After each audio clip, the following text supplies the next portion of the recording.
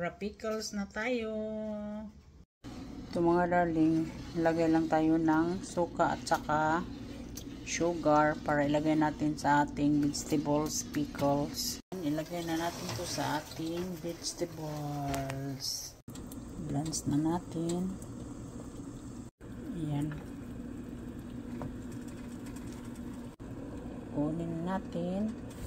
Aw, ang init.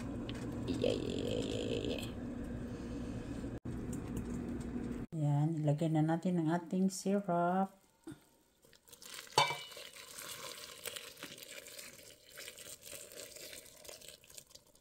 Ayan.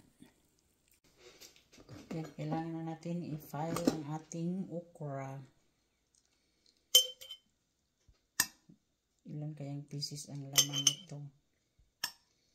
Tingnan lang natin hanggang sa mapuno. Kasi depende sa laki, di ba? Yung sarap.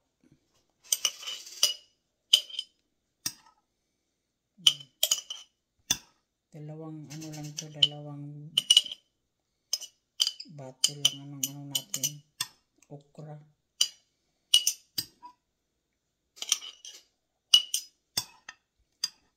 Pag napuno na itong ikog, wala na, puno na siya.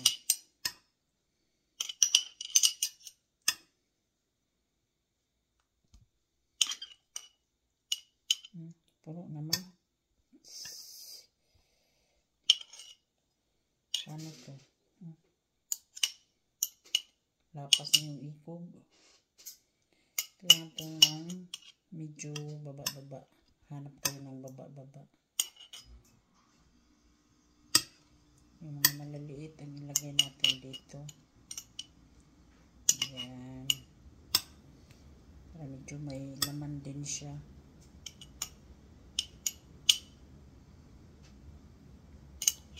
Babag man.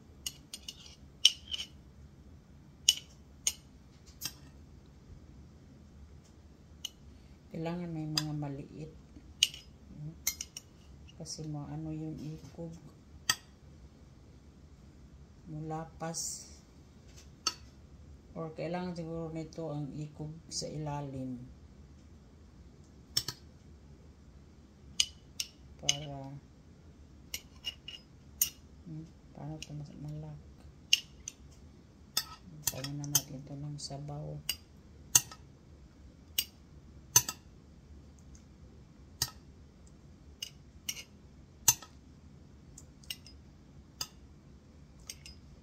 Kailangan ba ito lagyan ng isa? Atin higa.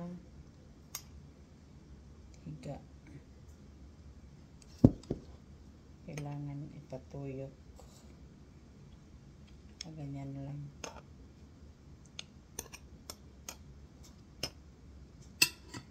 Yan ang ating okra pickles.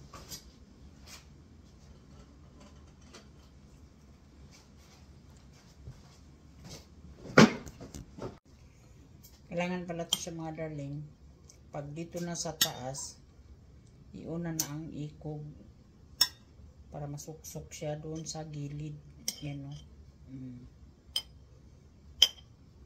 See? Maduso lang siya. Yan. Ay.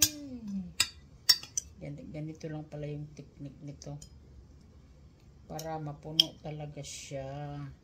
Yan. Napuno rin. Puno. Tapos lagyan natin ng syrup.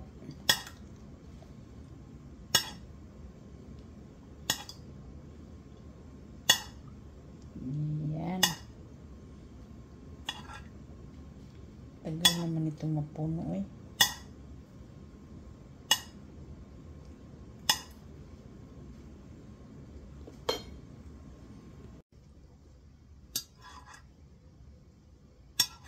Kailangan to siyang punuin.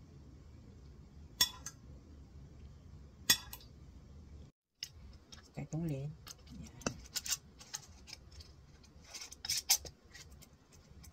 Yan. Ganda siyang tingnan. Yan. Ito na ang ating okra pickles.